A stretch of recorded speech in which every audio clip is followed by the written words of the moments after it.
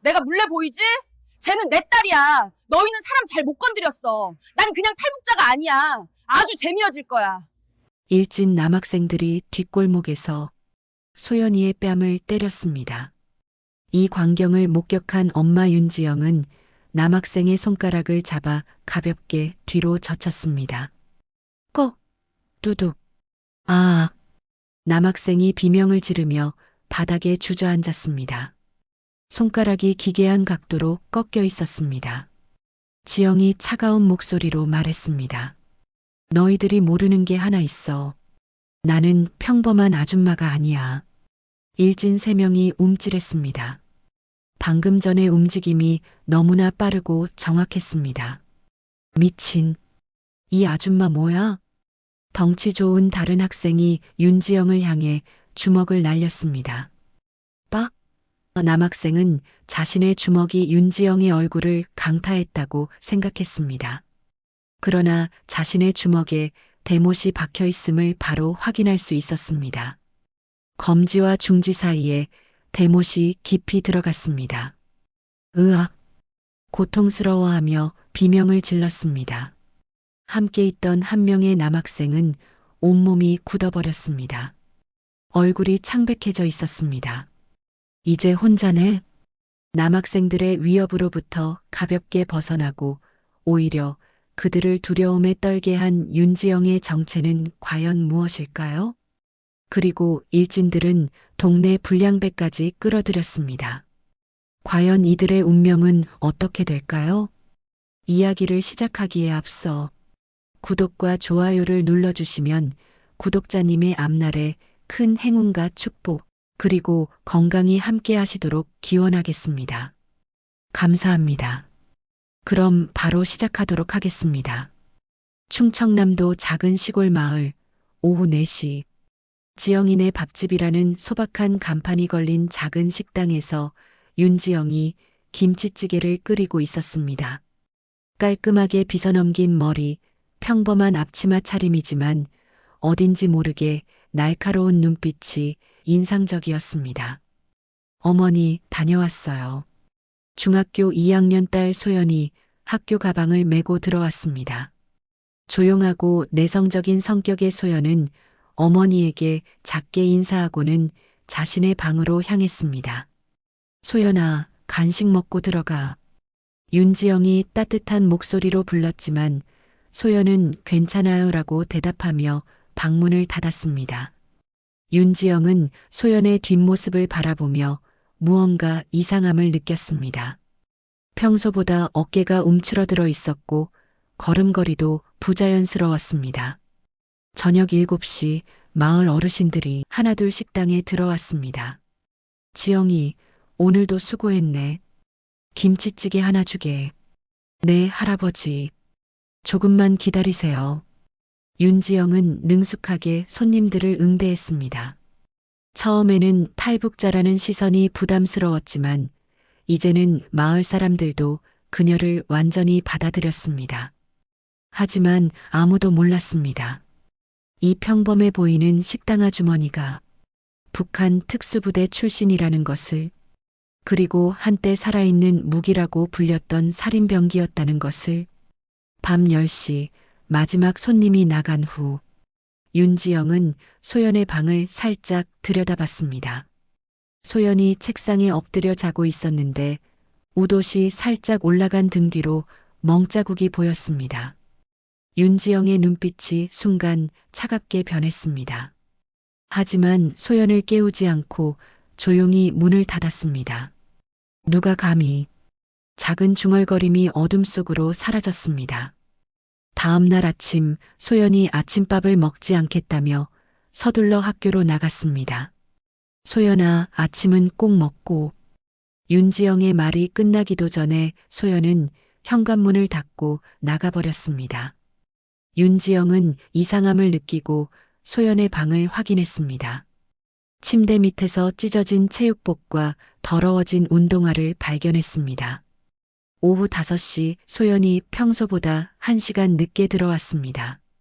얼굴에는 새로운 상처가 있었고 교복 소매가 찢어져 있었습니다. 소연아, 얼굴이 왜 그래? 다쳤니? 아니에요. 그냥 넘어진 거예요. 소연은 고개를 숙인 채 대답했습니다. 하지만 윤지영은 놓치지 않았습니다. 소연의 목 뒤쪽에 있는 손가락 자국을. 소연아, 엄마한테 무슨 일이 있었는지 말해줄래? 정말 아무 일 없어요.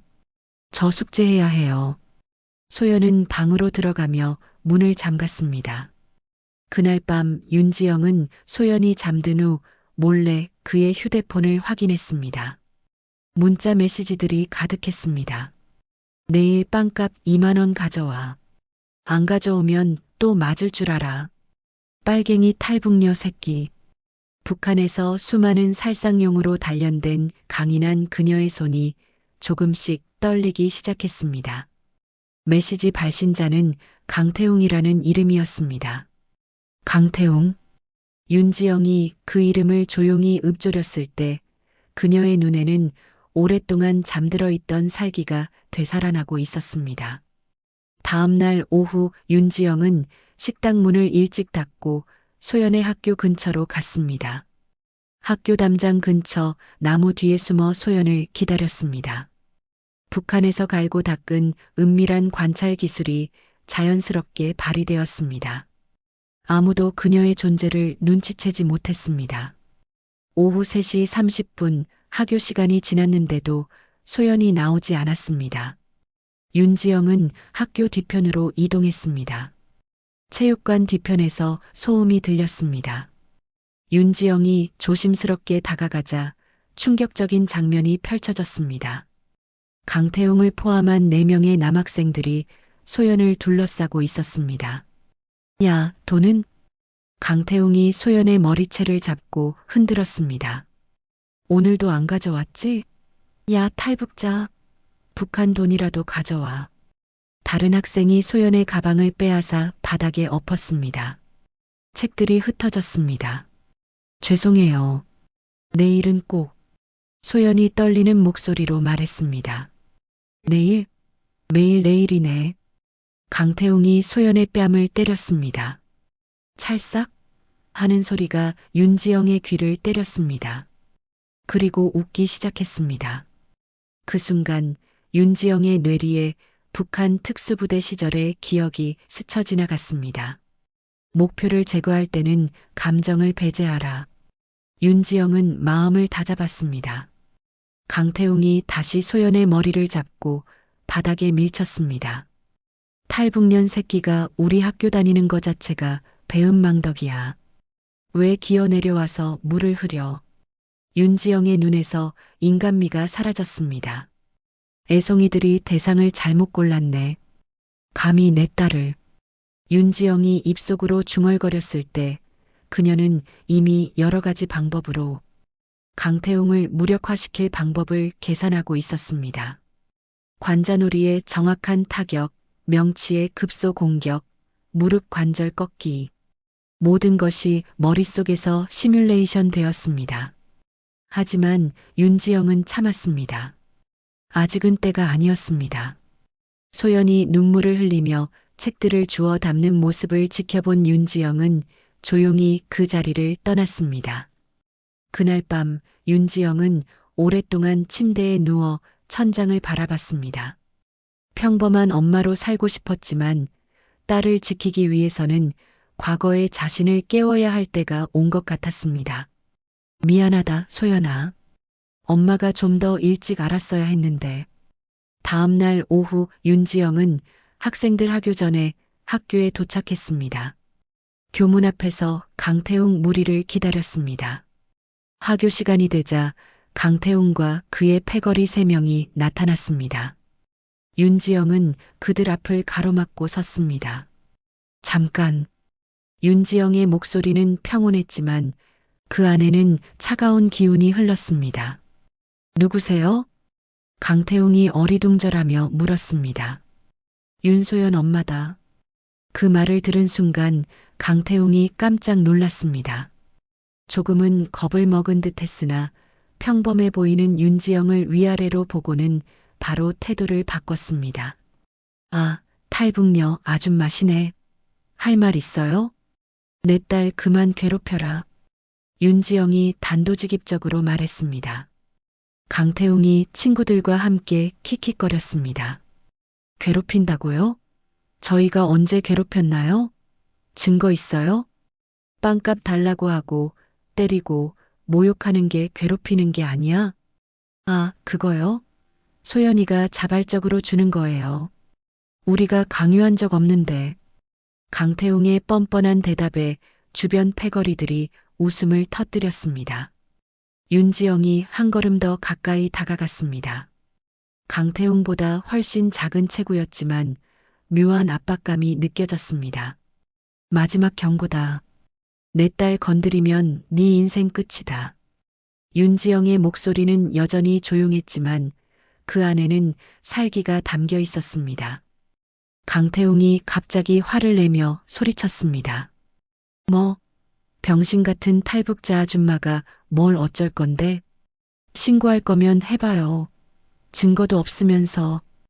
윤지영은 이들을 만나기 전부터 몰래 녹음을 하고 있었습니다. 그리고 유도신문을 했습니다. 우리 소연이한테 도대체 왜 그러는 거야? 이유나 들어보자. 무슨 이유요? 빨갱이니까 벌을 받아야 하는 거죠. 주적이잖아요. 우리가 낸 세금으로 지원받으니까. 내 빵값을 내가 받은 거예요. 얘들한테 물어봐요. 패거리들이 고개를 끄덕였습니다. 그리고 가끔 교육도 시켜줬어요. 탈북자 새끼가 소란피면 안 되잖아요. 우리나라에서 얌전히 살라고. 싸다고 몇 대 갈겨줬죠. 강태웅과 아이들이 웃고 있었고 윤지영도 함께 웃었습니다. 고마워. 좋은 증거 확보했다. 뭐? 태웅아, 여기 핸드폰에 다 녹음했어. 강태웅이 당황하는 순간 윤지영이 더 가까이 다가왔습니다. 이번에는 아무도 들을 수 없을 정도로 작은 목소리로 속삭였습니다. 너 이제 내 타겟이 됐어. 조심해라. 그 말을 들은 강태웅의 등골에 오한이 흘렀습니다. 뭔가 설명할 수 없는 공포감이 엄습했습니다. 윤지영은 돌아서며 마지막으로 말했습니다. 내일부터 우리 소연이한테 손가락 하나라도 대면 그때는 정말 후회하게 될 거야. 강태웅은 뭔가 반박하려 했지만 윤지영의 뒷모습에서 느껴지는 기운이 너무나 위험해서 입을 다물 수밖에 없었습니다. 그날 밤 강태웅은 왠지 모르게 잠이 오지 않았습니다. 윤지영의 차가운 눈빛이 계속 머릿속에 맴돌았습니다. 윤지영 역시 오랫동안 잠들지 못했습니다. 강태웅을 대면하면서 봉인해 두었던 과거의 기억들이 되살아나기 시작했습니다. 북한 함경북도 특수부대 훈련소. 윤지영은 여군 특수부대에서 가장 뛰어난 훈련생이었습니다. 키 162cm, 몸무게 48kg의 작은 체구였지만 그 누구도 그녀를 우습게 보지 않았습니다. 윤지영, 앞으로. 교관이 소리쳤습니다. 앞에는 키 180cm가 넘는 덩치 큰 남자 훈련생이 서 있었습니다. 체급 차이는 무의미하다. 급소를 정확히 노려라. 윤지영은 숨을 깊이 들이마시고 상대를 관찰했습니다. 상대의 움직임에 따라 가장 빠르게 타격할 수 있는 목덜미, 관자놀이, 명치, 무릎, 고안. 모든 급소가 머릿속에서 계산되었습니다. 상대가 주먹을 휘두르는 순간 윤지영은 몸을 낮춰 상대의 무릎 안쪽을 정확히 가격했습니다. 상대는 칼에 찔린 듯한 날카로운 비명을 지르며 무너졌습니다. 좋다. 이것이 진정한 암살술이다. 교관이 만족스러워했습니다. 그날 저녁 부대에 맹수가 침입하여 병사를 문 사건이 발생했습니다. 고양이과 맹수인 시라소니가 부대 내에 들어왔습니다. 겁을 먹었는지 부대원 하나를 물고 놓지를 않았습니다. 모두가 당황한 가운데 윤지영은 머뭇거리지 않고 바로 시라소니에게 다가갔습니다. 주머니에 무엇이 있는지 뒤졌습니다. 볼펜이 잡혔습니다. 윤지영이 가까이 다가가자 시라소니는 윤지영에게 뛰어들었습니다. 윤지영은 숨을 멈추고 자신을 향해 뛰어오른 맹수에게 자신의 왼팔을 내주었습니다. 맹수가 팔을 물자 맹수의 머리가 고정되었습니다. 그대로 목전 옆에 있는 급소에 볼펜을 부드럽게 쑤셔 넣었습니다. 아주 짧은 시간이었습니다. 맹수의 이빨이 미쳐 자신의 왼팔 피부를 뚫기 전에 모든 것이 처리되었습니다. 둘은 땅바닥으로 나뒹굴었지만 이내 폭포수 같은 피가 시라소니의 목에서 터져나왔습니다. 시라소니는 영문도 모른 채 발작을 하듯 몸부림을 치고 있었고 이내 숨을 거두었습니다.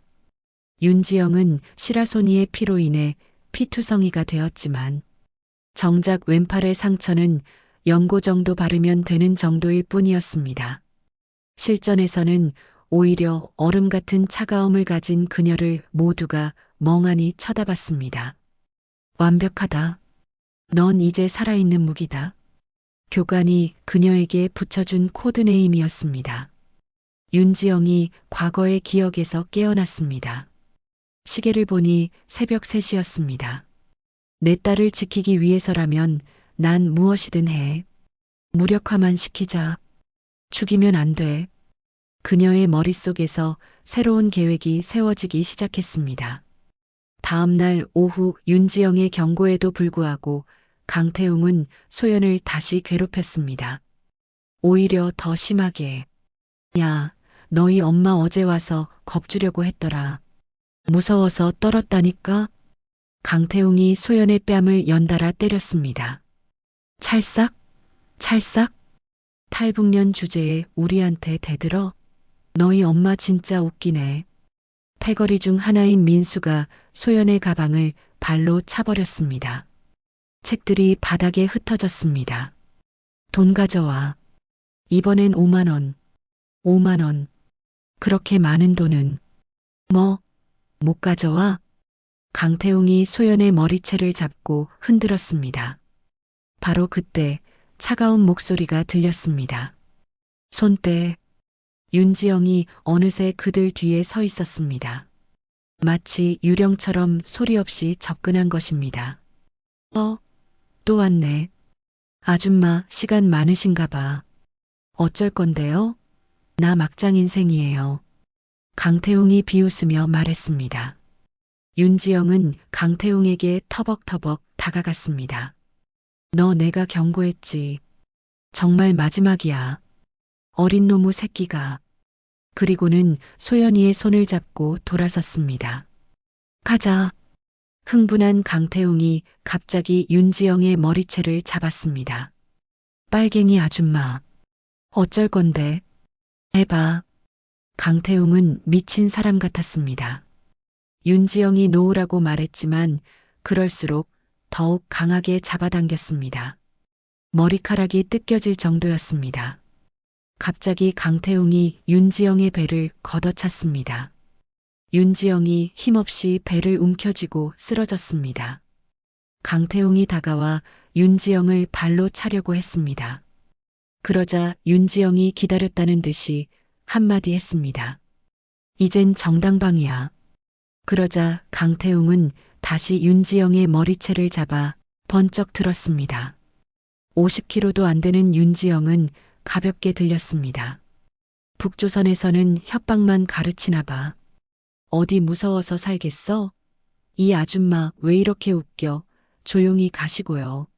내일 남조선 세금 5만 원 소연 양에게 보내줘요. 그 순간이었습니다. 윤지영이 번개같이 돌아서며 민수의 손목을 잡았습니다. 그리고 정확한 각도로 강태웅의 검지손가락을 가볍게 뒤로 꺾어버렸습니다. 두둑. 아. 민수가 비명을 지르며 바닥에 주저앉았습니다. 손가락이 기괴한 각도로 꺾여 있었습니다. 너희들이 모르는 게 하나 있어. 윤지영이 차가운 목소리로 말했습니다. 나는 평범한 아줌마가 아니야. 난 엄마야. 강태웅과 나머지 패거리들이 움찔했습니다. 방금 전의 움직임이 너무나 빠르고 정확했습니다. 미친. 뭐야?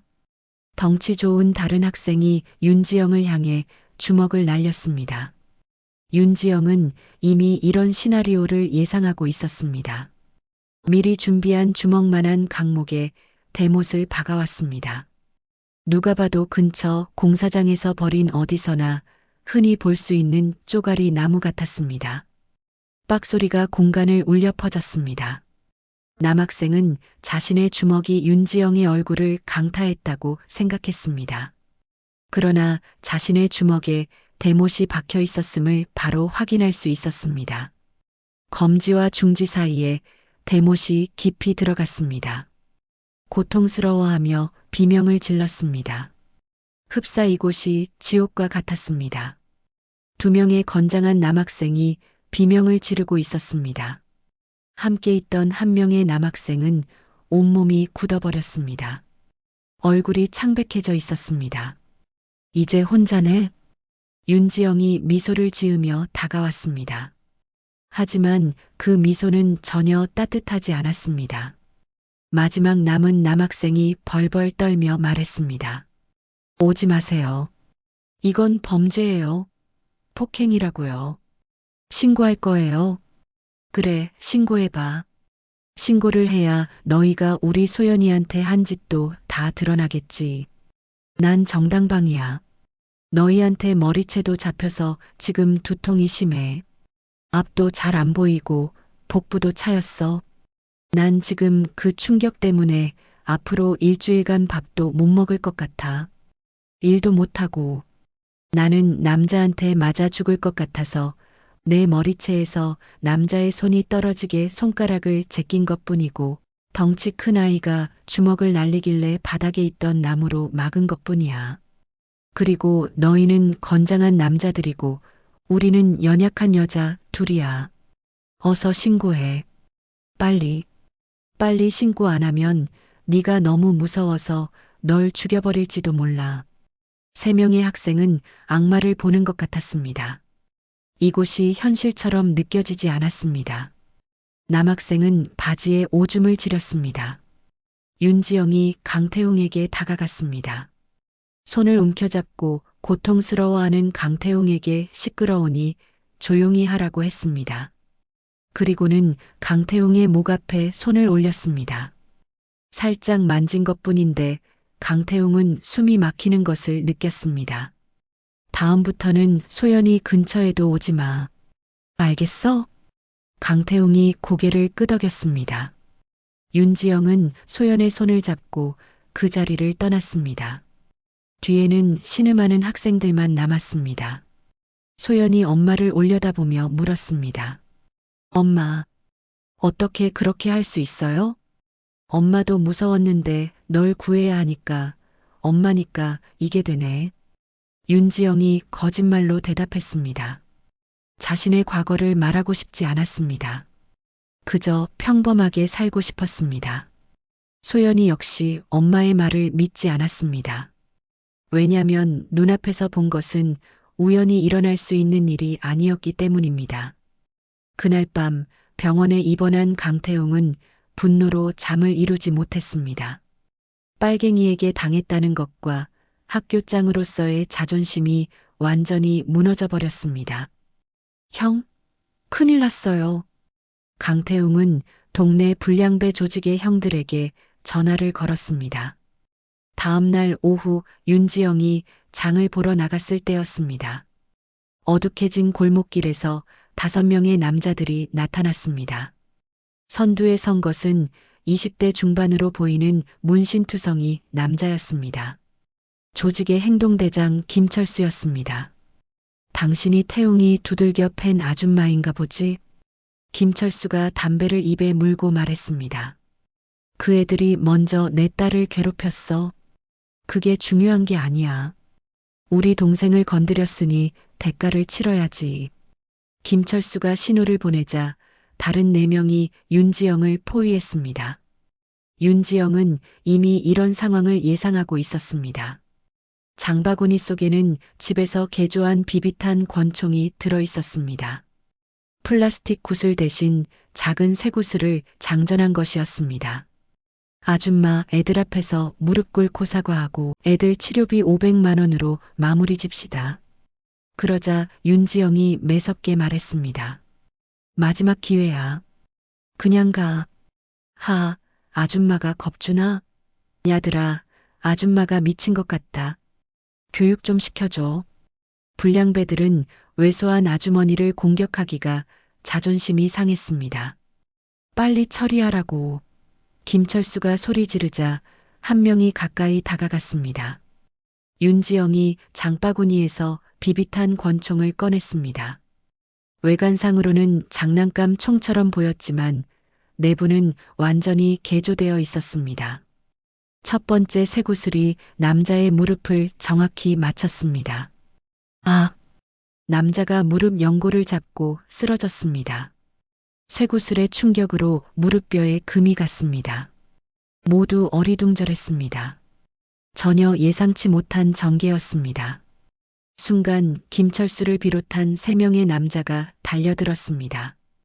김철수가 총을 빼앗기 위해 손을 내밀었습니다.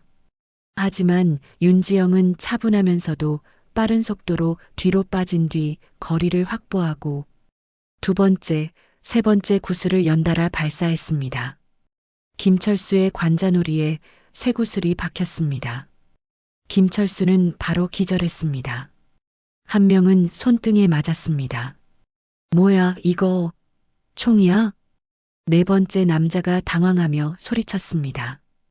윤지영의 네 번째 발사는 그의 이마를 노렸습니다. 쇠구슬이 정확히 명중하자 그는 의식을 잃고 쓰러졌습니다. 마지막 한 명이 도망치려 했지만 5번째 구슬이 그의 허벅지 뒤쪽을 맞췄습니다. 근육이 찢어져 비명을 지르며 바닥에 쓰러졌습니다. 모든 일이 10초 만에 끝났습니다.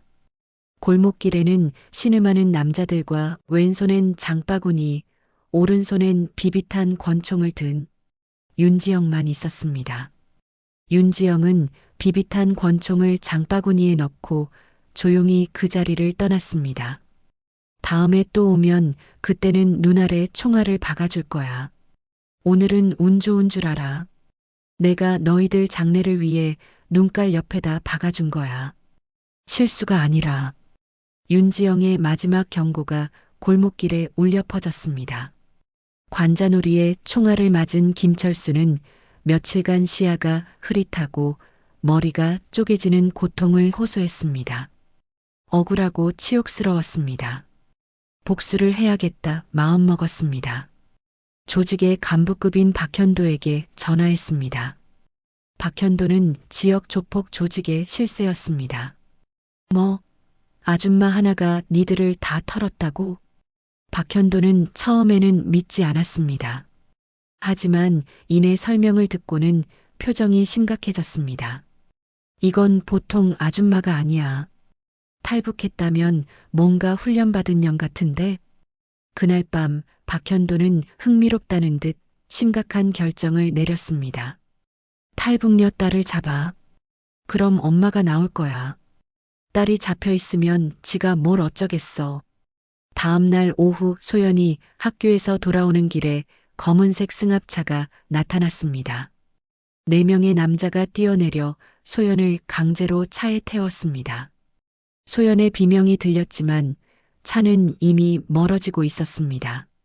1시간 후 윤지영의 휴대폰에 문자가 왔습니다.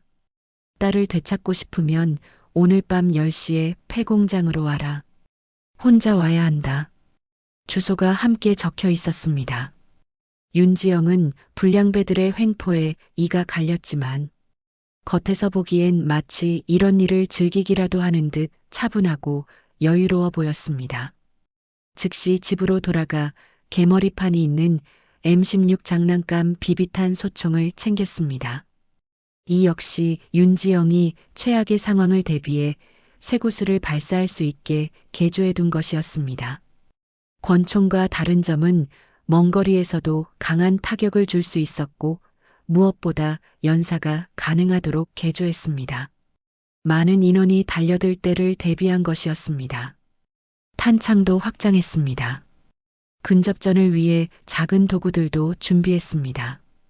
동전, 볼펜, 심지어 머리핀까지. 윤지영의 손에 들리면 모든 것이 무기가 될 수 있었습니다. 거울 앞에 선 윤지영은 완전히 다른 사람이 되어 있었습니다. 평범한 식당 아줌마가 아닌 북한의 특수부대 살아있는 무기가 되살아난 것입니다. 소연아, 엄마가 꼭 구해줄게. 조금만 기다려. 윤지영이 마지막으로 소연의 사진을 바라보며 다짐했습니다. 밤 9시 30분, 윤지영은 폐공장을 향해 출발했습니다. 어둠 속에서 그녀의 눈빛이 차갑게 빛났습니다. 박현도, 네가 뭘 잘못했는지, 누굴 건드렸는지 후회하게 해주마. 밤 10시, 윤지영은 폐공장에 도착했습니다. 을씨년스러운 건물 안에서 불빛이 새어나오고 있었습니다. 공장 내부에는 박현도와 그의 부하 20여 명이 기다리고 있었습니다. 한쪽 구석에는 의자에 묶인 소연이 있었습니다. 엄마. 소연이 윤지영을 보고 울부짖었습니다. 소연아, 괜찮다. 엄마가 왔어. 윤지영이 차분한 목소리로 대답했습니다. 오, 드디어 왔네. 소문의 그 탈북녀. 박현도가 담배를 피우며 비웃었습니다. 내 딸 놓아줘. 딸을 데려가고 싶으면 대가를 치러야지. 박현도가 신호를 보내자 부하들이 일제히 둘러쌌습니다. 무릎 꿇고 빌어. 그럼 딸만은 살려주지. 윤지영은 대답 대신 가방에서 개조된 비비탄 장총을 꺼냈습니다. 이번엔 윤지영이 긴 말을 하지 않았습니다. 바로 방아쇠를 당겼습니다. 소연이 옆에서 소연이를 잡고 있던 남자 2명의 이마에 쇠구슬을 박았습니다.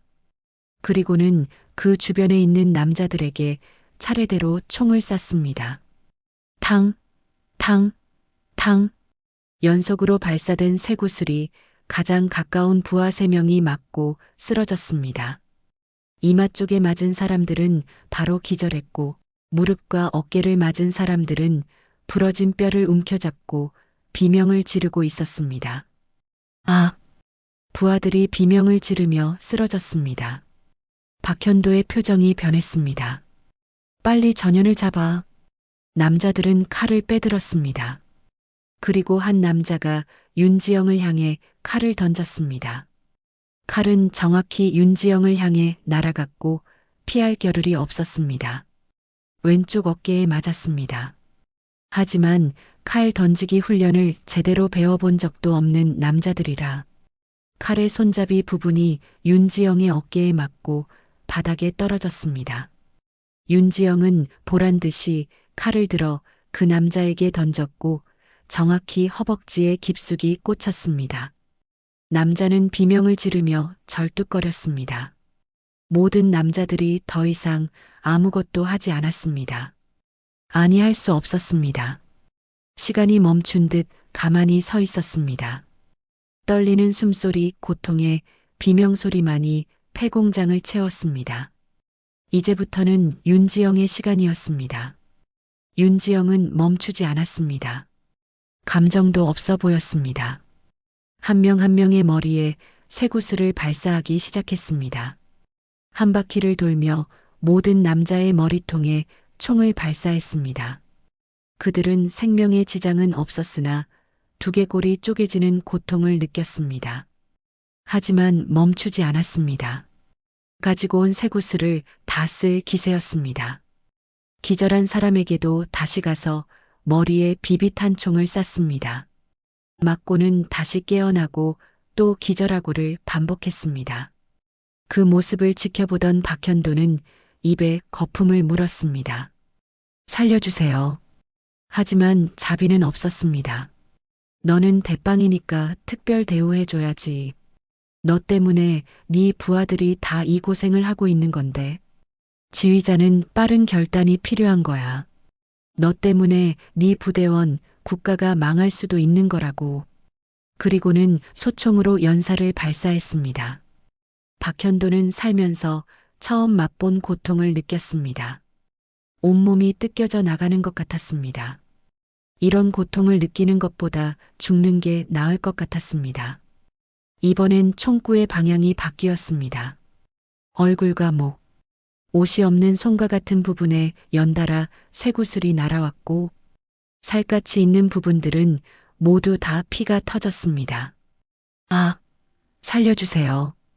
윤지영이 좀 더 다가갔습니다. 쇠구슬의 위력이 더욱 강해졌습니다. 박현도의 뼈가 부러지기 시작했습니다. 아, 손목이, 무릎이, 내 딸을 건드린 대가야. 전투 일원칙, 적이 누군지 알아야지. 윤지영이 차가운 목소리로 말하며 박현도에게 다가갔습니다. 하지만 윤지영은 박현도를 기절시키진 않았습니다. 왜냐면 죽음의 두려움과 지옥의 고통을 느껴야 다시는 이런 짓을 할 수 없다고 생각했기 때문이었습니다. 공장 안은 순식간에 아수라장이 되었습니다. 바닥에는 피가 흥건했습니다. 남자들은 모두 벌벌 떨고 있었습니다. 박현도는 이미 정강이 팔, 손가락의 뼈들이 부러져서 움직이지도 못했습니다. 하악 소리만 냈습니다. 윤지영은 소연의 묶인 줄을 풀어주었습니다. 소연아, 괜찮아? 엄마, 무서웠어요. 소연이 엄마 품에 안기며 울었습니다. 이제 괜찮다. 엄마가 모든 걸 해결할게. 윤지영이 소연을 안고 일어서며 박현도를 내려다봤습니다. 다시는 내 가족을 건드리지 마. 다음에는 진짜 총알을 쓸 거야. 박현도는 처음 느껴보는 고통과 두려움 앞에 철저히 무기력해졌습니다.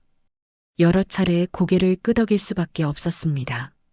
나가던 윤지영은 다시 한번 뒤를 돌아 박현도의 이마에 총을 쐈습니다.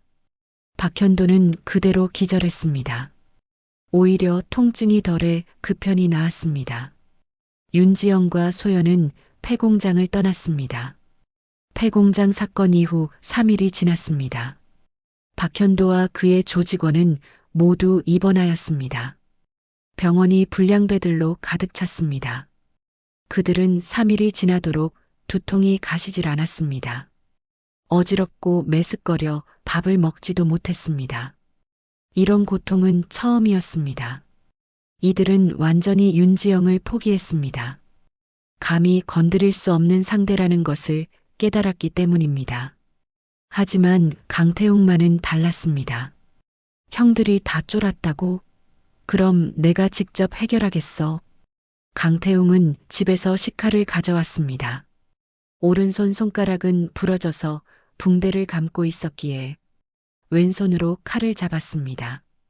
정말 윤지영을 칼로 찌르고 소년원에 가겠다고 마음먹었습니다. 그리고 학교 뒤편에서 소연을 기다렸습니다. 오후 4시 소연이 혼자 걸어오고 있었습니다. 야, 빨갱이 소연. 강태웅이 갑자기 나타나 소연의 앞을 막았습니다. 손에는 날카로운 식칼이 들려 있었습니다. 태웅아, 제발. 소연이 두려워하며 뒤로 물러났습니다. 너희 엄마 때문에 내가 얼마나 망신당했는지 알아? 이제 복수할 시간이야. 강태웅이 칼을 들고 소연에게 다가갔습니다. 바로 그때 차가운 목소리가 들렸습니다. 손때. 윤지영이 나타났습니다. 이번에는 무기 없이 맨손뿐이었습니다. 역시 왔네. 근데 이번엔 뭐로 싸울 건데? 총도 없잖아. 강태웅이 칼을 휘두르며 비웃었습니다. 총이 필요 없어. 너 같은 애송이에겐. 윤지영이 주머니에서 동전 하나를 꺼냈습니다. 평범한 500원짜리 동전이었습니다. 동전으로 뭘 할 건데? 하하. 강태웅이 웃으며 칼을 들고 달려들었습니다. 윤지영은 침착하게 동전을 손가락 사이에 끼웠습니다. 북한에서 수없이 연습했던 그 기술이었습니다. 강태웅이 칼을 휘두르는 순간 윤지영이 동전을 정확한 각도로 던졌습니다. 동전이 강태웅의 관자놀이에 정확히 명중했습니다. 쾅! 아! 강태웅이 비명을 지르며 관자놀이를 움켜쥐었습니다. 피가 흘러내렸습니다. 칼이 바닥에 떨어졌습니다. 강태웅은 어지러움을 느끼며 무릎을 꿇었습니다. 내 딸을 건드린 대가다. 윤지영이 쓰러진 강태웅에게 다가가 구두 뒤꿈치로 그의 손등을 밟았습니다. 아, 손이 부러져요. 그만. 너는 당분간 밥을 힘들게 먹어야겠어. 우두둑, 강태웅이 절규했습니다. 아픈 곳을 움켜잡은 이미 부러져서 붕대를 감고 있던 손도 구두 뒷굽으로 밟았습니다. 우두둑, 다시는 내 딸 근처에 오지 마. 다음에는 정말 죽여버릴 거야. 윤지영의 차가운 경고가 강태웅의 귀에 박혔습니다. 죄송해요. 잘못했어요. 강태웅은 더 이상 반항할 힘이 없었습니다. 관자놀이에서 흘러내리는 피와 부러진 손목의 고통으로 정신이 몽롱했습니다. 엄마, 죄송해요. 소연이 조심스럽게 말했습니다. 응, 이제 끝났어. 윤지영이 소연의 손을 잡고 그 자리를 떠났습니다. 바닥에 쓰러진 강태웅은 더 이상 누구를 괴롭힐 용기가 없었습니다. 공포가 그의 마음 깊숙이 자리 잡았습니다. 그 순간 주민신고로 경찰이 출동했습니다. 강태웅은 경찰에게 살려달라고 했습니다. 주변에 떨어져 있는 칼과 피, 고통스러워하는 강태웅을 보고 경찰은 어리둥절했습니다. 경찰은 부상이 심각한 강태웅이 피해자라고 생각했습니다. 그를 먼저 응급실로 보냈습니다. 경찰이 물었습니다. 왜 이런 끔찍한 일을 벌이셨나요? 윤지영은 긴 말하지 않았습니다. CCTV 확인을 요청드립니다. 윤지영은 이미 그곳에 자신의 등 뒤에 CCTV가 있다는 걸 파악하고 있었습니다. CCTV에는 광기 어린 강태웅이 소연을 칼로 위협하는 모습, 윤지영에게 칼을 휘두른 모습이 고스란히 찍혔습니다. 신기한 것은 윤지영이 강태웅의 손을 밟은 것은 찍히지 않았습니다.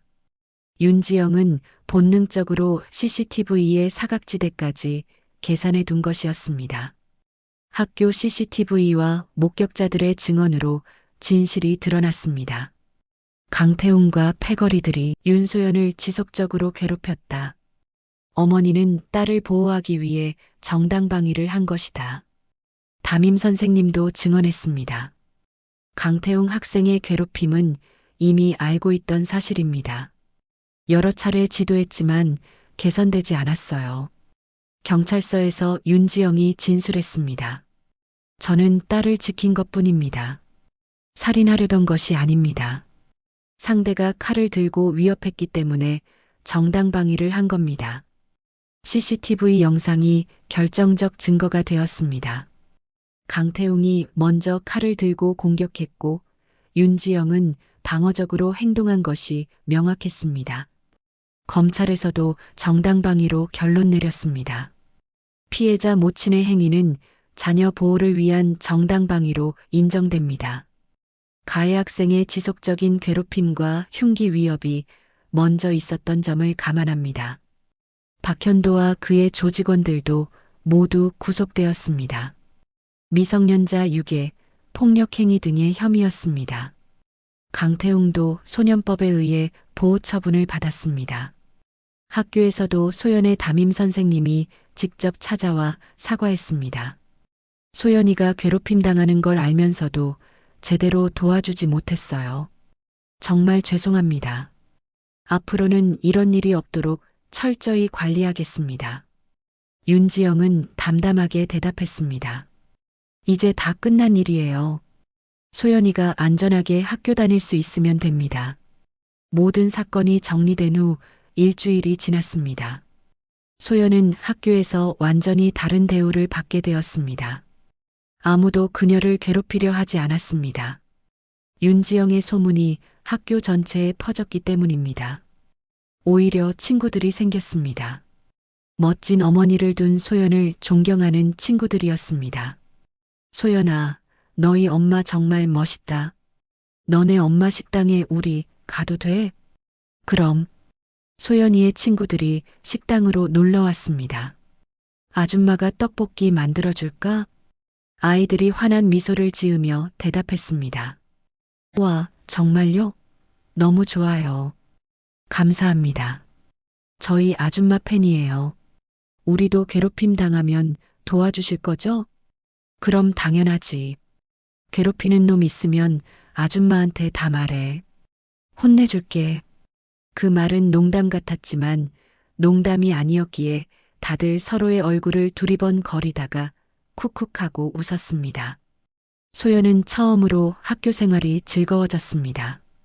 그날 저녁 소연이 엄마에게 물었습니다. 엄마, 도대체 정체가 뭐였어요? 윤지영이 잠시 망설였습니다. 이제 딸에게 진실을 말해야 할 때인 것 같았습니다. 소연아, 엄마가 북한에 있을 때 특별한 훈련을 받았어. 어떤 훈련이요? 나쁜 사람들로부터 좋은 사람들을 지키는 훈련이었어. 살인 기술도 배웠어. 윤지영이 조심스럽게 설명했습니다. 그래서 엄마가 그렇게 강한 거예요? 응. 하지만 그런 힘은 아무 때나 쓰지 않아. 국가를 지킬 때 쓰거나 우리 딸을 지킬 때만 쓸 거야. 소연이 엄마를 꼭 껴안았습니다. 엄마, 나는 엄마가 자랑스러워요. 엄마가 무섭진 않고 무섭지 않아요.